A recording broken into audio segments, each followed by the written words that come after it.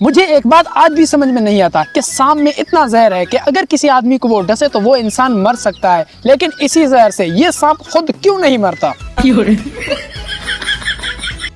زہر سے مجھے ایک اور بات یاد ہے کہ اگر کوئی انسان ایکسپائر زہر کھا جائے کیا وہ انسان مر سکتا ہے؟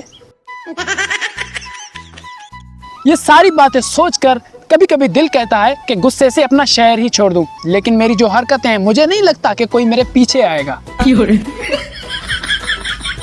جب بات گھر کے چھوڑنے کی آتی ہے تو گھر والے ایک ہی بات کہتے ہیں کہ بیٹا ایسا مت کرو، ہمارے عزت کی سوال ہے۔ تو میں اپنے گھر والوں سے پوچھ رہا ہوں، آپ مجھے بتاؤ کہ یہ جو عزت کا سوال ہے کتنے نمبروں کا ہے، اور یہ سوال آسان ہے یا مشکل ہے؟